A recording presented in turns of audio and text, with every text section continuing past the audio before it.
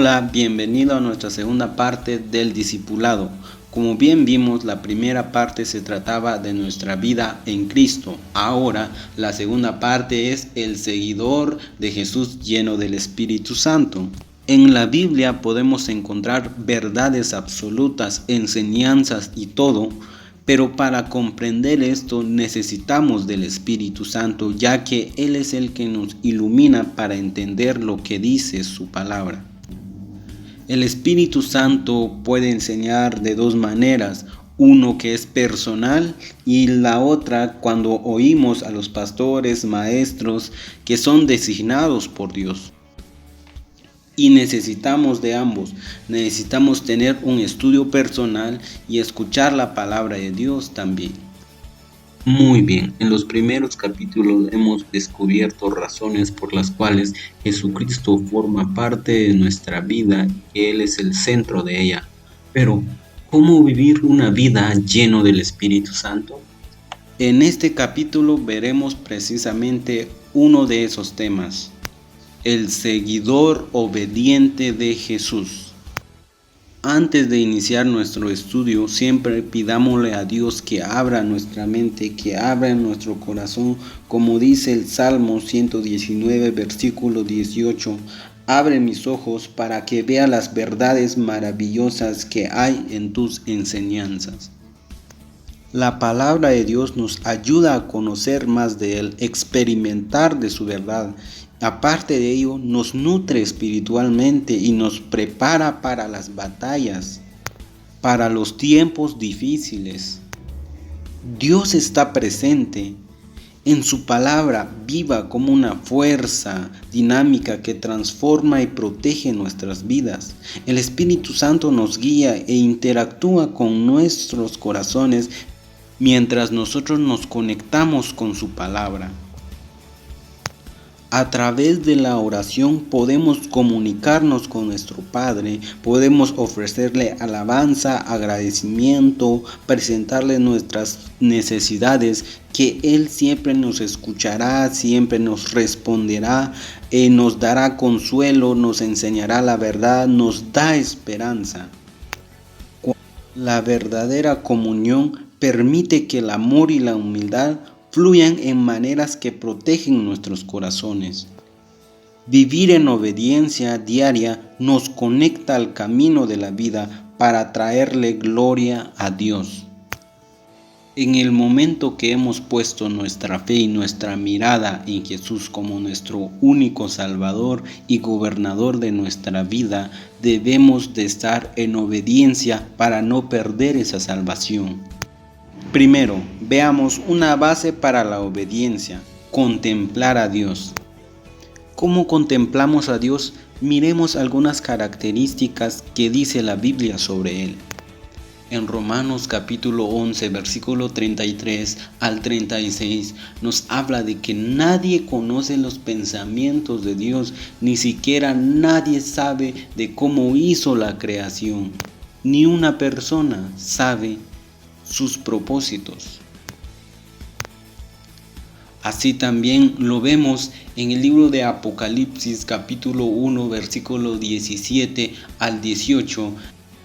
Dice que Él es el principio de todas las cosas, asimismo el fin de todas ellas, el vencedor de la misma muerte, como lo vimos en el capítulo 3. Y es eterno. También en Apocalipsis capítulo 4 versículo 11 habla de que Dios es digno, que Él es el creador y no solo un creador normal, Él es creativo en todos los sentidos. Estas son solo algunas características de Dios. En la Biblia encontramos una infinidad de características de un Dios amoroso, bondadoso, Padre y mucho más. En el libro de Deuteronomios, capítulo 26, del versículo 16 al 19, vemos cómo es la relación entre Dios y su pueblo, que Él es su Dios y el pueblo era de exclusividad para Dios. Y así es esa relación que tenía Dios con Israel. No solo eso, Dios esperaba que cumplieran todas las leyes que Él les había dado. Al cumplir los mandamientos, Dios le correspondería a Israel dándole fama, gloria y todo esto para exaltar a Dios mismo. En el libro de los Salmos, capítulo 40, versículos 7 al 8, David correspondió a este llamado de obediencia que Dios pide y le dice en estas palabras que aquí me tienes. Y en el versículo 8 dice que cumplir tu voluntad es mi más grande alegría. Tus enseñanzas las llevo muy dentro de mí. Estas palabras que expresa el salmista refleja el hecho de que él ama a Dios con fervor, con todo el alma. Ahora nosotros expresémosle a Dios a ese llamado de obediencia que nos pide. En el libro de Juan capítulo 14, versículo 15 y en el mismo capítulo del versículo 21, vemos ahí cómo explica Jesús lo que implica la relación entre amar y obedecer a Dios.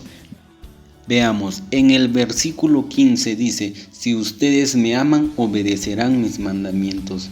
Y en el versículo 21 dice, el que recibe mis mandamientos y los obedece demuestra de veras que me ama, y mi Padre amará al que me ama, y yo también le amaré y me mostraré a él. Entonces, cuando nosotros le obedecemos a Dios, no es porque nos hayan obligado, sino que nosotros le obedecemos a Dios porque lo amamos. Así como Él nos ama también. En el libro de Éxodo capítulo 34 versículo 14 dice que no podemos adorar a otro Dios porque Él es un Dios celoso de nuestra relación con Él. No quiere que nadie ni nada se interponga en esa relación que tenemos con Dios, en esa comunión, en esa intimidad que tenemos con Él. Porque en el libro de Santiago capítulo 4 versículo 4 al 5 dice que los que son amigos del mundo son enemigos de Dios. Entonces no podemos ser amigos del mundo porque nos estaríamos convirtiendo en enemigos de Dios. Dios nos ama celosamente. Ama ese espíritu que ha puesto en nosotros. Ahora bien, obedezcamos los deseos de Dios para nuestra vida. ¿Cómo saber lo que desea Dios para su vida?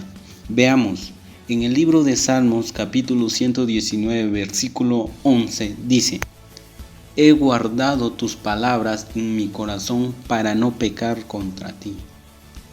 Si en verdad le amamos a Dios, debemos de guardar sus palabras en nuestro corazón, porque la palabra de Dios es luz a nuestra vida que ilumina nuestro destino. En el versículo 130 dice que la explicación de tu palabra ilumina e instruye a las personas. Segunda de Timoteo capítulo 3 versículo 16 habla de que toda la Biblia es inspirada por Dios y sirve para enseñar, reprender, corregir, educar y todo lo demás, pero nunca para juzgar a otra persona. En Jeremías nos dice que los planes de Dios son de bien, para que tengamos un futuro de bien, lleno de esperanza, y el mismo Dios lo afirma. Romanos nos habla de ello también, que no vivamos conforme a los criterios de este mundo, sino que cambiemos nuestra manera de pensar para llegar a conocer la voluntad de Dios. O sea, que no sigamos los caminos de las personas que nos aparten de Dios. ¿Cómo demostramos que amamos a Dios?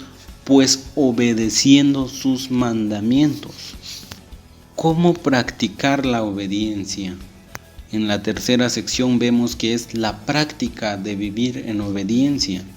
Como cristianos obedientes que somos, todavía enfrentamos luchas, tentaciones en nuestra vida cotidiana, pero con la ayuda de Dios podemos practicar en obediencia y ganar la victoria sobre el pecado. Veamos, ¿quién ha traído el pecado a nuestra vida?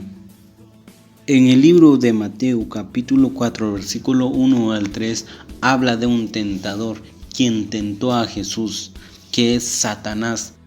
Pero en medio de esa tentación Jesús se mantuvo firme en obediencia al Padre Celestial. En el libro de Santiago capítulo 1 versículo 13 y 14 habla que la tentación nunca proviene de Dios, la tentación proviene de uno mismo. ¿Por qué? De nuestros deseos. Los malos deseos son nuestra propia tentación. Y Satanás aprovecha eso para usarlo en nuestra contra.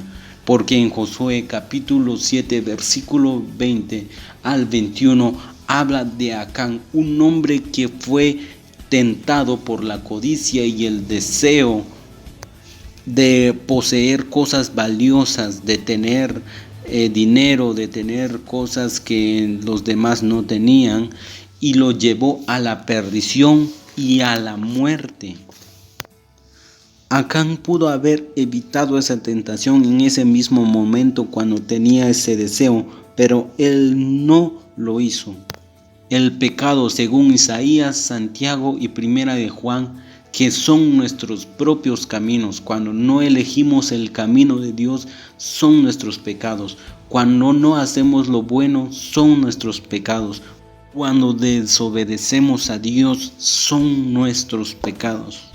La diferencia entre el pecado y la tentación es que la tentación es cuando está ahí insistiendo, pero el pecado es lo que haremos nosotros.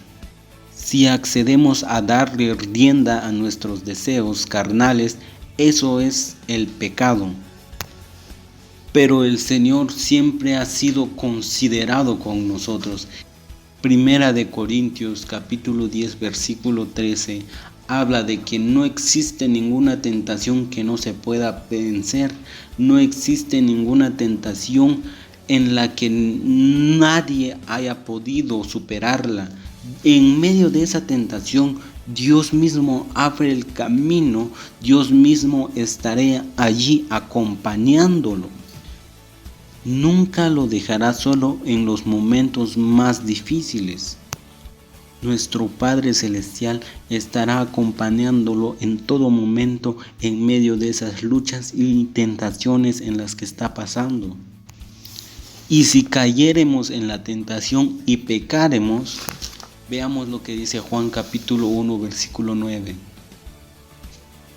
Si confesamos nuestros pecados, Él es fiel y justo para perdonar nuestros pecados y limpiarnos de toda maldad. Él está dispuesto a perdonarnos, Él está dispuesto a perdonarte si has cometido algún pecado. Pídele perdón a Dios, Él te perdonará. No dudes de su palabra. Porque si no confesamos nuestros pecados, nos estará matando por dentro, nos estará destruyendo nuestra relación con el Padre Celestial, con nuestra comunión con Él. David dice en el libro de los Salmos, cuando decidimos confesar nuestros pecados a Dios, Él siempre nos perdonará. Poner en práctica la Biblia, no seguir malos ejemplos y evitar los malos caminos.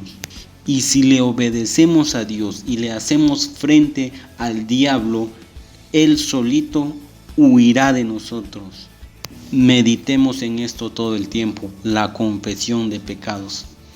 Confesémoslo nuestros pecados al Dios Todopoderoso para que nos libere del mal de nuestra vida. En Mateo capítulo 7, versículo 24 al 27, habla sobre dos hombres, el hombre sabio y el hombre necio. El hombre sabio es aquella persona que escucha la palabra de Dios y la practica. El hombre necio es aquella que la escucha pero no la practica.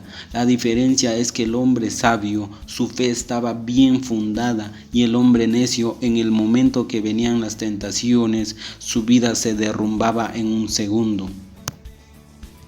Que nuestra roca, que nuestra fe sea Cristo. Aferrémonos a Él. Solo Él es nuestra salvación. Nuestro fundamento es Cristo. Esto ha sido todo por hoy y hasta la próxima.